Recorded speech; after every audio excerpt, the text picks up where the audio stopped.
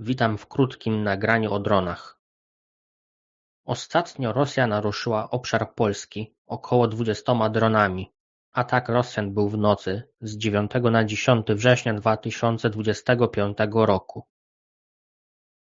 3 obiekty zestrzelono. Reszta się rozbiła.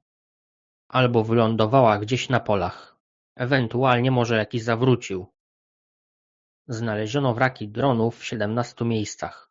Wszyscy mogli je zobaczyć w telewizji lub internecie. Wszystkie one miały raczej konstrukcję latających skrzydeł. Teraz najświeższa informacja, świeża bułeczka. W czasie pisania tego tekstu, czyli 15 września, zakomunikowano o unieszkodliwieniu drona nad budynkami rządowymi i Belwederem.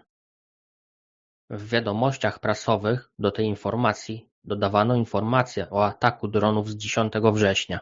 I w obu przypadkach mówiono o dronach, co dla czytelnika mogło być wprowadzające w błąd, gdyż atak dronów był przeprowadzony latającymi skrzydłami, zaś w Warszawie latał przypuszczalnie wielowiernikowiec. Ale w obu przypadkach mówią, że dron. I tyle. Więc warto znać te informacje z mojego nagrania, aby od razu łapać, o jakie drony chodzi. Widać, że drony stają się ważnym elementem wojny za naszą granicą. Ma to związek ze stanem techniki ziemian. Takie uzbrojenie jest skuteczne, tanie oraz bezpieczne dla atakującego. Z innej strony patrząc, panuje w ostatnich latach moda, że wszystko jest dronem. Jak coś jest nieznanego na niebie, to od razu mówią, że to dron. Tylko drony, drony, drony. Spójrzmy więc, jakie są możliwe konstrukcje dronów.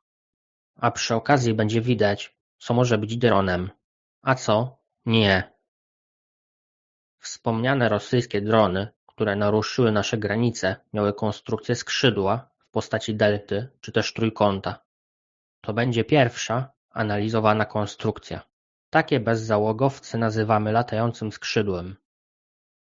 Dron tego typu ma zazwyczaj napęd w tylnej części, w postaci śmigła pchającego. Są też konstrukcje z silnikiem odrzutowym. Porównując je do bezzałogowców ze śmigłem, to drony odrzutowe są dużo groźniejsze dla atakowanego celu.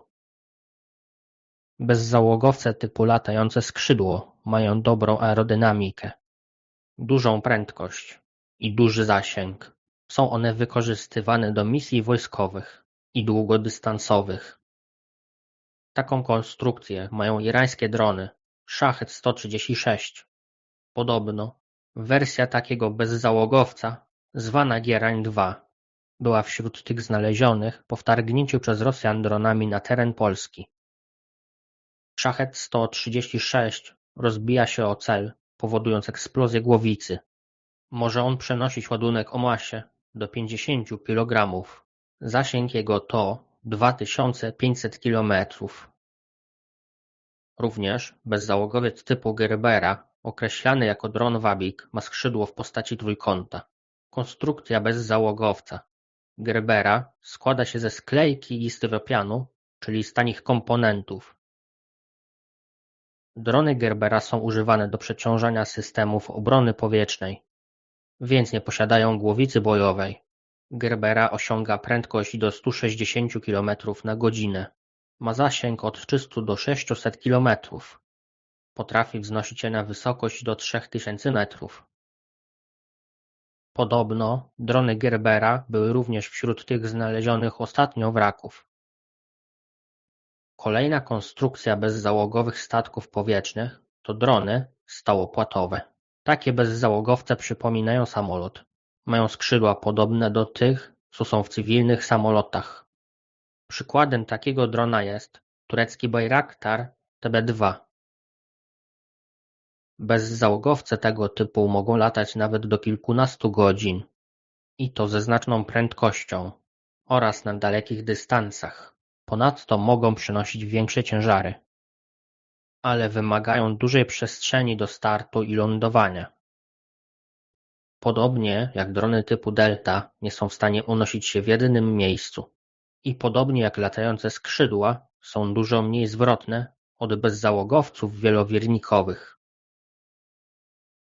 Wielowiernikowce to następny typ konstrukcyjny. Drony wielowiernikowe mają 3, 4, 6 albo 8 wirników. Im więcej wirników, tym większa jest stabilność i nośność bezzałogowca, czyli może przenosić większy ciężar. Wydłuża się też czas jego lotu. Oczywiście, dron wielowiernikowy może startować i lądować pionowo. Za pomocą roju takich świecących bezzałogowców można zrobić dowolną animację artystyczną w przestrzeni powietrznej. Wszystkim steruje jeden komputer. Najprostsze widowiska na wesela można zakupić w cenie zaczynającej się od około 30 000 złotych. Rok temu w Chinach pobito rekord ilości dronów użytych w takim widowisku. Na tamtą chwilę, bo rekord sprzed roku został już chyba pobity.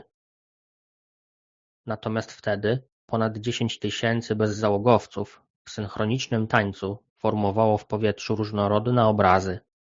Były to trójwymiarowe, różnokolorowe animacje. W ogóle podobno Chiny wiodą prym w produkcji dronów wielowiernikowych. Trzeba zauważyć, że jeśli zobaczymy w nocy światła przypominające UFO, tworzące charakterystyczny krąg, to może to być dowcip jakiegoś pasjonata dronów. A więc należy być sceptycznym co do takich obserwacji. Nawigowanie wielowiernikowcem jest dość proste.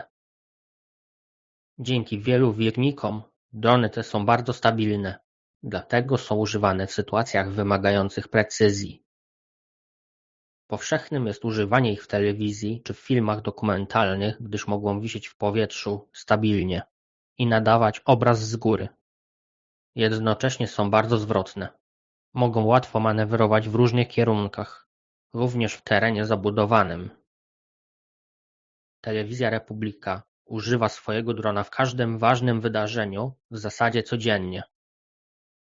Wadą tych bezzałogowców jest krótki czas lotu. Dłuższy czas lotu w porównaniu do dronów wielowiernikowych mają bezzałogowce jednowiernikowe. Przypominają one helikoptery. Drony jednowiernikowe mogą przenosić większe ładunki niż wielowiernikowe. Są one mało podatne na wypadki, ale wymagają większej wprawy w sterowaniu przez operatora. Ostatnią omawianą konstrukcją są drony hybrydowe. Łączą one cechy bezzałogowców wielowiernikowych oraz stałopłotowych, czyli mogą startować i lądować pionowo jak wielowiernikowce, a następnie przechodzić do trybu lotu poziomego i lecieć jak samolot. To daje im większy zasięg i prędkość. Mogą też precyzyjnie manewrować używając wirników. Pewien obserwator fali niezidentyfikowanych obiektów w USA wysunął hipotezę, że właśnie tego typu drony były tam używane. To już wszystkie konstrukcje dronów. Jak widać, nie wymieniłem bezzałogowców z napędem antygrawitacyjnym, bo takiego napędu Ziemianie nie mają.